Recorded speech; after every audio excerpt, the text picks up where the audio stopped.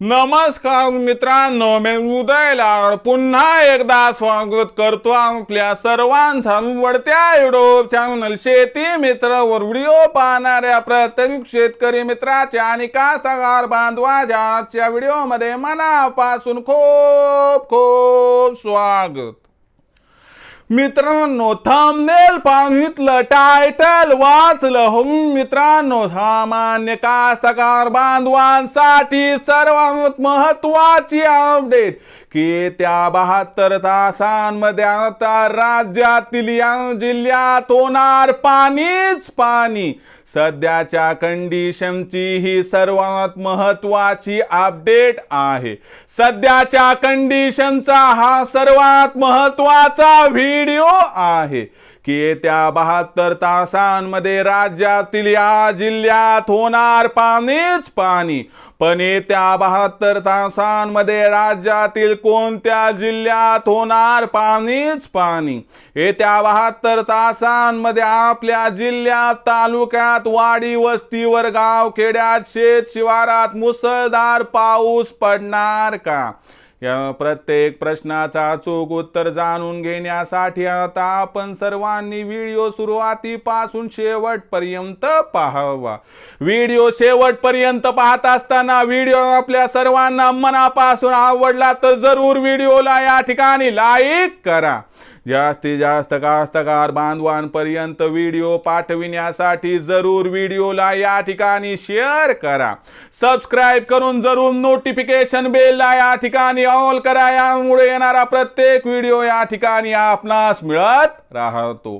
तर बघा मित्रांनो, सामान्य कास्तकार बांधवांसाठी सर्वात महत्त्वाची अपडेट की त्या 72 तासांमध्ये आता संपूर्ण राज्यातील जिल्ह्यांमध्ये होणार पाणीच पाणी।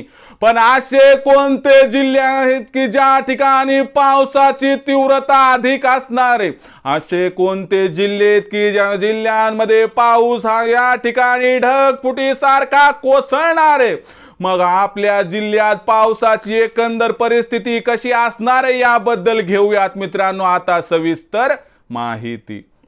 तर लक्षात घ्या मित्रांनो, बंगालच्या उपसागरामधील कमी दाबाचा पट्टा तीव्रतेने या ठिकाणी आर्द्रता वाहून घेऊन येत आहे आणि त्याचबरोबर अरबी समुद्रातून सुद्धा मित्रांनो बाष्प एकवटून ढग बनून या ठिकाणी आपल्या महाराष्ट्राच्या पावन मायभूमीवरती येताना दिसत आहे। आणि यामुळे लक्षात घ्या मित्रांनो, एक असं ट्रप तयार झाले की ज्यामुळे येत्या 72 तासांमध्ये राज्यातील बहुतांश जिल्ह्यात ठिकाणी पाऊस दिसणार।